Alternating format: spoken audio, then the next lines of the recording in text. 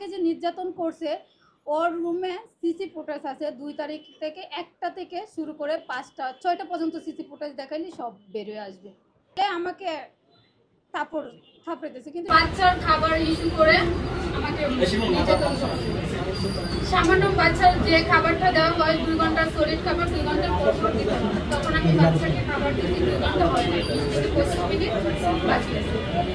উনি আমাকে বলে দিতে শুধু একটা বাচ্চার কাজ করার জন্য, কিন্তু ওনার বাসায় যখন আমি যাই আমাকে 2টা বাচ্চা, তারপরে হচ্ছে রান্না করা, সকল যাবতীয় কাজ করতে হয়। ভাই কথা বলেন না, তারপর হচ্ছে যে আমি বাজারে লিস্ট লিখতে মানে রান্না করার কোনো কিছু নয়, বাজারে লিস্ট লিখে বলতে দেওয়া। তখন আমি বাজারে লিস্ট লিখতে যাই, যাওয়ার পরে আমাকে যে সৌরভ নামে যে আছে উনি আমাকে বলছে বাচ্চা নাকি কান্না করতেছে, বলতেছে পিঙ্কি বাচ্চাটা কান্না করতেছে, তুমি বাচ্চার কাছে তো কি করা, বলছে যে আমি বাজারে লিস্ট লিখতেছি কি কি লাগবে, বলতেছে একটু পরে করো। পরে আমি বলছি যে ভাইয়া আপনি তো বলছে এখনই দেওয়ার জন্য, না হয়তো আবার পশ্চিমবঙ্গ বাসাতে বকাবকি শুরু করবো, আমার হয়ে গেছে আমি যাচ্ছি। বলছি ঠিক আছে। তখন আমি বাচ্চার কাছে যাই, যাওয়ার পরে 15 থেকে 20 মিনিট পরে আবার সৌরভ আসে, আসার পর আমাকে বলতেছে যে পিঙ্কি ওকে একটু সলিড খাবার দাও।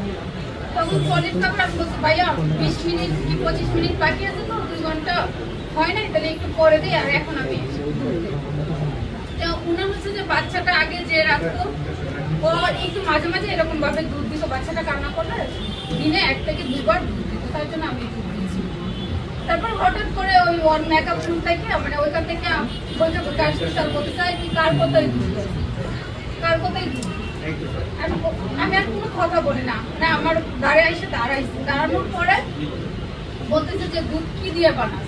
তখন আমি দুধ যেভাবে বানাই ওইভাবে বলছি। পরে এটা বলাতে পর বলছে কি যে তুই কার অনুমতিতে দুধ দিতেছিস। আমি বলছি যে আপু আমি তো আগে যে মেয়েটা তা রাখতো ও তো দুধ দিতে একটু রান্না করলে, এটার জন্য 2 ঘন্টা তো হয় নাই, এটার জন্য আমি একটু দুধ দিচ্ছি। এটা বলাতেই মানে অশৃঙ্খল ভাষা গালিগালাজ করতে, করার পরে আমি কোনো চুপ থাকতে না, যে এভাবে টাকায় শোনার জন্য কয়েক টাকায় ধরেছিলেন না বলে আমাকে থাপড়েছে। কিন্তু সৌরভ নামে যে উনি দাঁড়ায় ছিল উনি কোনো কথাই বলতেছে না, অথচ শরীরকে দোষ দিত না যে এটা কেন মারতেছে। তখন আমি নিজে পড়তেছি আর উঠতেছি, এভাবে আমাকে 20 থেকে 25 মিনিটের মতো, এরকম 30 মিনিটের মতো তাপড়াইছে। তাপড়ানোর পরে আর আমি কোনো করতে পারি নাই। আবার সে যা